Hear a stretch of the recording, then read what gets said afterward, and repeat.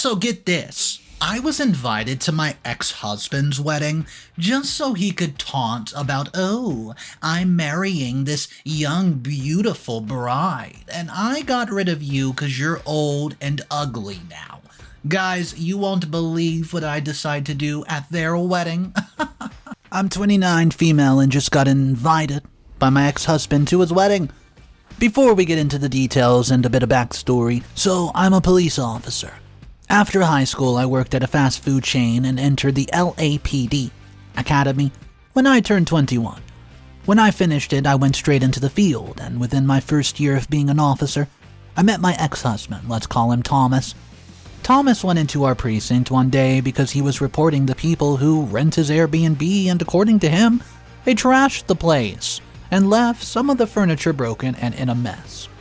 Upon checking the said location, we even found a pack of illegal substances. Of course, we questioned Thomas first because he is the owner, but he denied it and told us that the people who he reported owned it. I thought I would never meet him again after everything was settled, but on a night out with friends that same week, I saw him. We're both with our friends that night. In the midst of the laughter and clinking glasses, our eyes locked, and then smiled at each other. Little did I know that was the beginning of our story. Later on that night, my body was full of alcohol and all sorts of fluids. So I decided to go pee, but I was surprised when I got out of the comfort room because I saw Thomas standing outside the door. He said that he really just waited for me there and wanted to shoot his shot and ask for my number. So, in somewhat of a blurry state, I apparently agreed to his request. Thomas insists that I was all giggles and smiles while handing over my number, which I have zero recollection of doing. The next morning, I woke up to a message saying, "Hey!" Well, LOL. At first I ignored it because, well, it was an unknown number after all, and second, why the hell only message a hi and not introduce yourself? Eventually, he messaged me again, and this time he did introduce himself, and it was Thomas. So I asked him how he got my number, and he told me that it was from me, and told me the whole story. I should have been more careful to whom I give my number next time to, and not to get so drunk. Ugh. Anyways, I thought he was cute, so I occasionally talked to him until he asked me out for a date. Of course, I agreed, because live your life. Our first date was a mix of laughter and his stories of unforgettable Airbnb renters. Okay, so my favorite has to be the group of friends who were convinced that the property was haunted. They left in the middle of the night, all wide-eyed and spooked, and claiming that they heard mysterious whispers saying the exact same words. Apparently, it was a recording device of a previous renter who believed in subliminal messages, and their own voice recording was the only continuously playing thing in the background. Thomas might have missed it when he was cleaning. And then our first date suddenly had a second, and a third, until I forgot how many dates we've been on. Surprisingly, I found myself enjoying his company, and as our connection deepened, I began to see more layers of Thomas's personality. He had a goofy sense of humor, a genuine kindness that peeked through, and a surprising knack for cooking. Who would have thought? And after a month of dating, we became official. On our first relationship anniversary, it was my day off, and we planned on going to a nice fine dining restaurant. When I was about to call him to pick me up, the station called and told me that Thomas was in trouble. So I rushed to my car in my backless tube dress and 2-inch heels to check up on him, and when I got to the station, I ran and tried to find him right away, and I was told that he was in the interrogation room. I saw my hand shaking as I touched the cold doorknob. And what do I find? Not a criminal in cuffs, but a man on his knees, holding a ring, smiling. There were printed out letters on the wall that spelled out the words, "Marry me."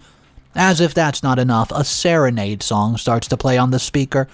My mind was filled with absolute confusion, thinking, what's happening here?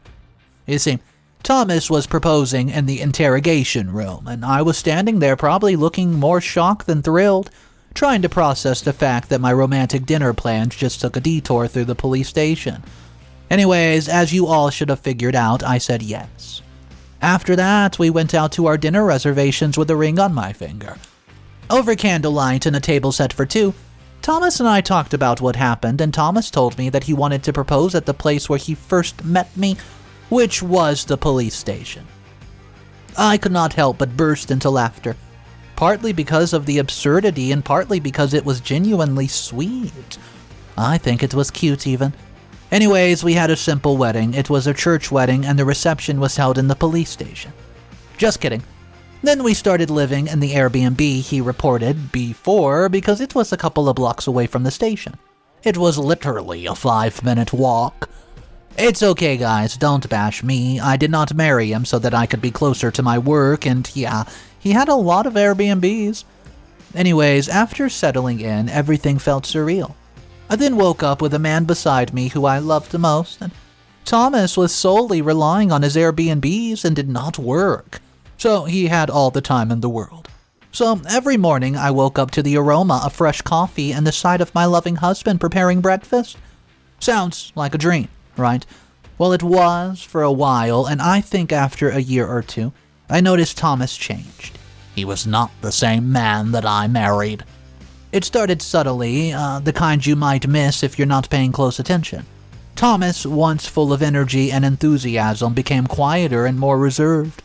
And when I looked into his eyes, it was not the same eyes that were once filled with love and excitement.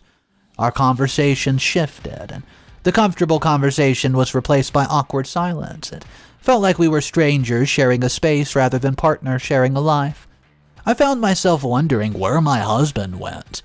Whenever I was home, I usually found him lost into his own thoughts, and then there was his late-night travels. Thomas started disappearing at night more often than usual. He would come back, not with the stories of his usual explorations, but with an air of secrecy that hung around him. When I asked him about his day, I was only met with vague answers. I'd be lying if I said it did not take a toll on me, and I could not fix what happened to us. So, during those years, I was shocked. I was working hard trying to get promoted, so I couldn't really give Thomas that much time. Despite my hectic schedule, I always made sure that I still gave him some quality time whenever my calendar allowed it. I guess that was not enough. But can you blame me? I was too tired from work to accompany him with most of his shenanigans anyways, and of all people, he was the only person who knew how much I wanted to rank up, and who wouldn't, right?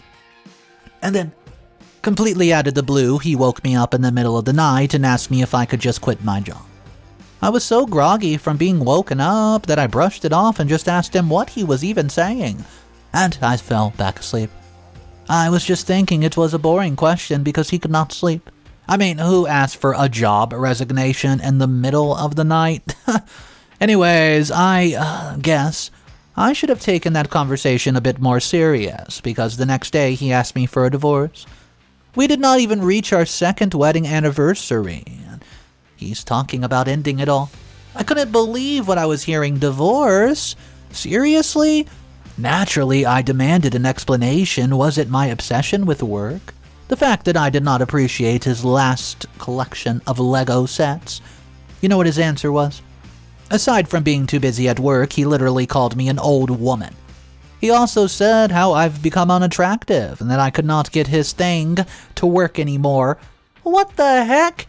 Is this how he really was? Was this the real him? I did not expect what he said at all. I was fuming. The nerve. I was so furious when he answered my question. I just found my hands on his left cheek. Now, I'm not saying violence is the answer, but sometimes it's the only right response. I didn't know what to say at the time. I was literally out of words, so eventually he left and he never came back. He just walked right out of my life, just like that. And in the blink of an eye, the man I built dreams with was absolutely gone.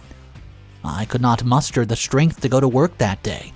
Instead, I curled up in a ball, cried myself into sleep, and let the pain of heartbreak consume me. And after some time, the inevitable divorce happened. Surprisingly, the process was smoother than expected, thanks to the prenuptial agreement we'd wisely signed. I didn't care about his properties, and I didn't want anything to do with it. After the divorce, I got very depressed, and I even punished myself. My confidence dropped, and looking at the mirror got harder and harder. Mirror, mirror on the wall, who's the saddest of them all? Yep, that became my daily ritual. staring into the mirror and self-loathing, and I don't know, somehow I blame myself in those dark moments. I blame myself the most. I blame myself for not seeing the signs, for burying myself into work, and for neglecting the one person who should have always been a priority, me. Maybe I could have maintained my appearance and still looked presentable and attractive in the eyes of Thomas. Oh well, that's life. Days turned into weeks, and weeks turned to months, and I just found myself waking up more and more lively. Then, one day, something clicked. Maybe it was the realization of blaming myself would not change the past, but whatever it was, I decided that it's time to reclaim my life. One small step at a time. Suddenly, I found myself in the gym, not to fit into, these little standards of someone else, but to feel strong and confident, so guess what? The hard work paid off. I can now confidently say that I'm doing great. In fact, I just got promoted last month. I could almost feel my confidence going back up, and just when I thought I would no longer think of Thomas or anything related to him, a letter, it came in the mail. Yeah, I know, I thought I was done with that chapter too. It was an invitation card. It turns out Thomas was getting married and thought that it was a good idea to send an invitation my way. What the heck? He's tying the knot with someone else and he thought it was only fair to extend an invite to the woman he once vowed to spend eternity with? Oh, how considerate. Okay, I'm sure you guys think that I would have ignored this or at the very least sent a polite decline. But oh no, not me. I messaged him and decided to even RSVP, because grown-ups handle things maturely, and what's more mature than attending your ex's wedding? Also, I wanted to, because I think this will give me the closure that I truly need. Just kidding, nah, I'm way past that. Anyways, I really contemplated if I would go, because, hello, I'm no other person, I'm his ex-wife. Imagine me walking into the venue of my ex-husband's wedding. I mean, awkward. Yeah, you bet. But I could not resist the chance to annoy the heck out of him and his new girl. I had a good laugh at the thought of their faces when they saw me there, casually sipping champagne and making small chit-chat with the aunties. Call it petty, call it ridiculous, but it was my moment to triumph. And so the day came. There I was, standing in front of the mirror, rehearsing my nonchalant smile. As I approached the venue, I could feel the anticipation and fear building. I decided to arrive a little bit late, so more people could see me entering the venue. Wearing my best outfit, I walked into the venue, and the moment I entered, my eyes laid upon Thomas, and for a split second, it felt like time stood still. Months had passed, and I did not know he still had the effect on me. He approached me, asked me how I was doing since the divorce, and thanked me for coming and for signing the divorce papers so quickly, because if not, he would not be able to meet his young, beautiful fiance. I was shocked and speechless, really? Really? Is that why he invited me to flaunt his fiance? Well, here I thought I was the only one who would annoy them. Anyways, after saying those words, he left as he walked to the front. I was sitting at the back near the door, and I could feel the eyes looking at us. Well, I don't blame them, because minutes passed and everybody was settled, ready for the entrance of the bride, and I could not help but get annoyed. But what do I expect? I'm not gonna lie. There were moments when I questioned my life choices. Why did I agree to this? But then I reminded myself I'm now here. There's no turning back, and then the absolute unexpected happened. His blushing bride-to-be wasn't looking so thrilled when she saw me. Let's call Thomas's fiancée Bridget. Not only that, but she looked downright queasy when I smiled at her. It's like she saw a ghost, and now I'm not a relationship expert, right? Obviously. But I'm pretty sure brides should not look like they're about to faint on their special day. What I was thinking at the time was that maybe Thomas did not inform her that I was coming. But hey, it's not like I invited myself. She should blame her fiancé, and while she was walking down the aisle, I could not help but notice how familiar she looked. I just could not remember where I saw her, but I swear she looked eerily similar and familiar. As soon as she reached the altar, Bridget appeared to faint and then whispered something to Thomas, and lo and behold, they decided to postpone the wedding because she was feeling ill. Well, looks like somebody's getting karma. So, guys, what do you think? Let me ask you this. Am I the a-hole? What's up, everybody? Mr. Reddito here. Let's have a look at a couple comments before we jump into the first update. And if you guys haven't had a chance to hit that subscribe button, go ahead. It's waiting for you underneath this video. Comment number 1 says, okay, this is like a rom-com movie. Attending your ex's wedding just to see him squirm. A bit on the a-hole side, no. But we all make questionable decisions sometimes. Maybe it's time to prioritize your peace of mind. Focus on your happiness and just leave the past behind. Comment number 2. Oh my gosh, this is some next level pettiness. I'm here for it, not gonna lie, this is the content I signed up for. I'm torn between calling it hilarious and a little bit too much. Anyways, not the a-hole, because like you've said, your ex-husband's the one who invited you and you just accepted it. What's wrong with it? It's not like you caused a scene or ruined their big day. If Bridget cannot handle a little surprise, it's not your fault. Update number 1. Oh my gosh, I simply did not expect that to happen at the wedding. So, after the wedding got canceled, I went home right away. I mean, what's the point of sticking around for a party that never happened? And it's not like I cared for whatever reason the wedding was postponed. And then, when I went to work this morning, of course I had to share the details with my friend. As I whipped out my phone and flashed the picture of almost the wedding, her eyes widened, and you know what she said? My friend told me that the girl Bridget looked suspiciously familiar, and I'm like, really? I felt that too. Bridget looked suspiciously familiar, yes. But I thought I might have just seen her somewhere when I was checking Thomas's social media accounts. And then that's when I realized it. Bridget was not just a random stranger. Guys, brace yourself because this is the plot twist of the century. Drum roll, please. Bridget was very familiar because she was my close friend's ex-wife. Yep, you read that right. Now, I know what you're thinking. What are the odds, right? Well, guys, it gets better. Not only that, she also tried to scam my friend and ran away. Who would have thought Thomas's new partner was an ex-convict? I promise you guys, I can't make this stuff up. You guys deserve a backstory though, right? So, Bridget's good looks quickly caught the eye of my friend, let's call him William, who never suspected her true intentions. She dated him for a few months and eventually got married after just a few months. I'm sure you guys are wondering how Bridget managed to scam William. Well, after months of being married, Bridget always had excuses when William asked her to register their marriage. And now William, being in love, aka the gullible fool that he was, always gave Bridget the benefit of the doubt. Anyways, Bridget's scam was to hold a staged wedding ceremony just to get gifts and money from the guest, guys. Wow. She went to great lengths to make the wedding look real, hiring actors to play her friends and family during the ceremony, and surprisingly, nobody suspected even a thing. Even after the wedding, she paid some of the actors to visit her and her fake husband over the years just to keep up the illusion. Well, Bridget's plan got busted when William really needed their marriage contract for something that I can't even remember. This time, William gave Bridget a deal that if she did not come to the registration office with him, he would stop giving her a monthly allowance. Mind you, that allowance is almost my salary, so it was a big deal. Eventually, Bridget agreed and told William that they should just meet at the office after his errands.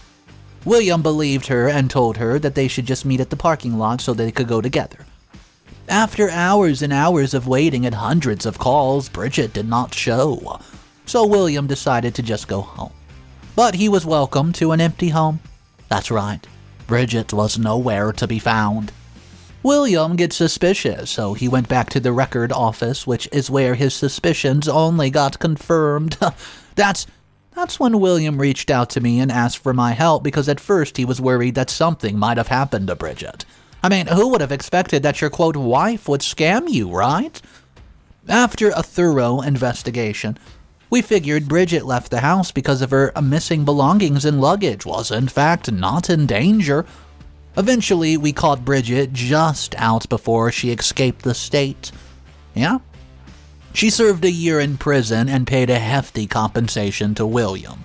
Oh, I guess that's why she looked pale when she saw me. She must have remembered. I mean, who would have forgot the person who caught and imprisoned you, right? So now, guys, I'm torn if I should warn my ex-husband or not. Is it too much if I don't? Guys, please help me out. Update number 2. I love how you guys are so petty, LOL. So, like most of you commented, I decided not to warn Thomas before you were right. After giving me traumas, he doesn't deserve my warning. And hold your horses, because I also come with a bit of tea. Thomas contacted me, asking if I could meet Bridget because she wanted to talk, because Bridget felt bad that I had witnessed them, quote, getting married. He added that was why Bridget postponed the wedding for me, because she was so shocked that I was there and fainted. She could not bear to see me getting my feelings hurt as I witnessed their wedding. Really? What a liar. And I moved on. What the crap is she talking about? Way to manipulate someone. It's not like we're close for her to know if I would get hurt or something. And because of that, Thomas blamed me for his disastrous wedding. Anyways, of course I agreed because I figured she wanted to talk about something else and not that, so we could meet later in the afternoon. I met Bridget at my favorite little coffee shop, which was apparently her favorite one too. We found a quiet spot where the aroma of coffee tried its best to mask the tension. After some awkward small talk, we got called for drinks, and as soon as we got our drinks, Bridget started begging to not tell Thomas her past because she changed, and this time, she wanted to really settle down and build up a family. Also, she doesn't want Thomas to know because he might leave her. I just knew this meeting had nothing to do with their wedding. Well, girl, you read my mind because I wasn't planning to. So I promised Bridget that I would not and left the shop. Okay, truth be told, I was actually going to tell Thomas the truth before they got married. I just felt uneasy about Bridget's intentions because of her past, and I think Thomas deserved to know. So instead of keeping quiet, I asked Thomas to have an honest conversation and told him what I knew, but not the whole truth. I just told him to beware of Bridget, as she scammed my friends before. Of course, I did not want to ruin their relationship big time now that Bridget claimed to have changed. However, Thomas got angry, shouted at me, and accused me of being jealous to the point that I was ready to be a homewrecker. He became defensive and starts to yell, calling me a liar, told me to stop attempting to sabotage his relationship and that I would not have the satisfaction of seeing their breakup. Well, I tried to warn him, okay? Anyways, this morning while I was on my usual morning coffee run, I saw Bridget sitting outside the coffee shop. The same one that we went to before, talking with somebody right there on the phone. I was about to ignore her when I heard my name. I know it's not very good to eavesdrop, but I can't help it. I'm involved.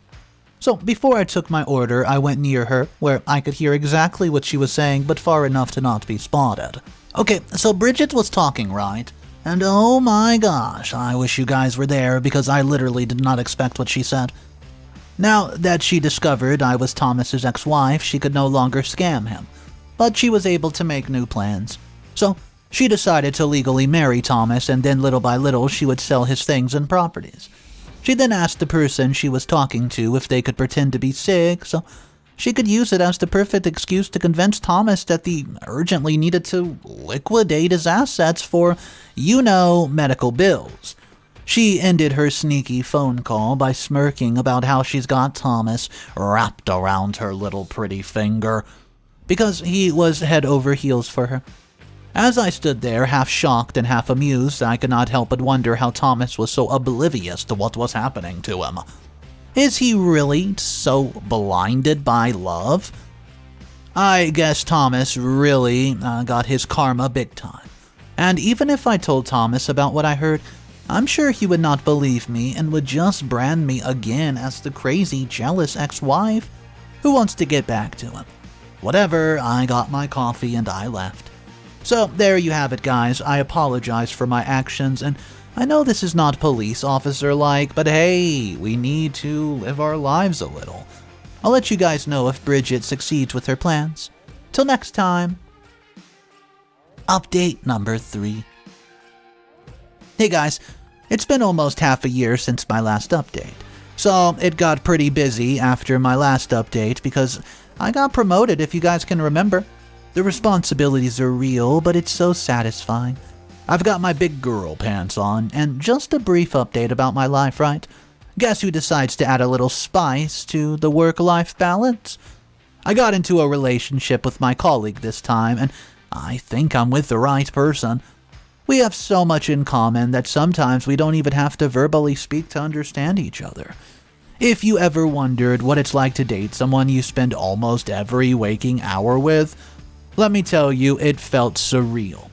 I just hope I don't get too dependent on him. We'd share morning coffee, snacks from the broken vending machine, and sometimes just enjoy the silence of the night. One day, we found ourselves chasing down a suspect together. And in the midst of it, I realized that I could chase any suspect if he was the one by my side because I felt safe. Yeah, cheesy, I know. And then one evening, after an exhausting shift, we found ourselves sitting on the hood of the patrol car, staring at the lights. A simple "I like being with you" started our relationship. Now, don't get me wrong, it's not all happy. We've had our fair share of disagreements and arguments, but those little things just make our relationship feel real, you know? Okay, back to the story. Spoiler alert. Bridget successfully accomplished her plans, and after a month since my update, Thomas and Bridget got married, which I also attended. The ceremony started, and I could not help but glance over at Thomas, who was probably going to regret every life decision he made after a few months. Anyways, after just a month of their marriage, I could see Thomas's Facebook listings, his Lego collections, Airbnb properties, and so much more. Thomas actually came to me and asked for my help. And according to him, it's too late when he remembered my warning, because he just sold most of his properties, so he wanted me to help him investigate if Bridget was really using the money for medical purposes. However, I demanded concrete evidence of Bridget's intentions because without proof, I couldn't do anything. The weight of the situation began to sink in for Thomas, as he realized he lacked the necessary proof to substantiate his claim, so I ended up not even helping him. Do you guys know why I remembered updating in the first place? Because I actually saw Thomas a while ago while I was on my duty. I saw him in a coffee shop drinking some coffee, looking stressed and losing weight. As soon as Thomas saw me, he had the nerve to yell at me for not helping him, and apparently when I was not able to help him, he chose to confront Bridget, which was a huge mistake, because the next morning she ran away and got what was left of his money. I was just too dumbfounded by what he did. I mean, really? Blaming me for whatever happened to him even when I warned him way before they got married? I don't know what came to my mind, but I just asked him if he knew. If he knew that Bridget was an ex-convict who scammed my friend, and that I may have heard Bridget scheming against him. Let me tell you, the expression on Thomas's face was worth every penny I spent on that lunch.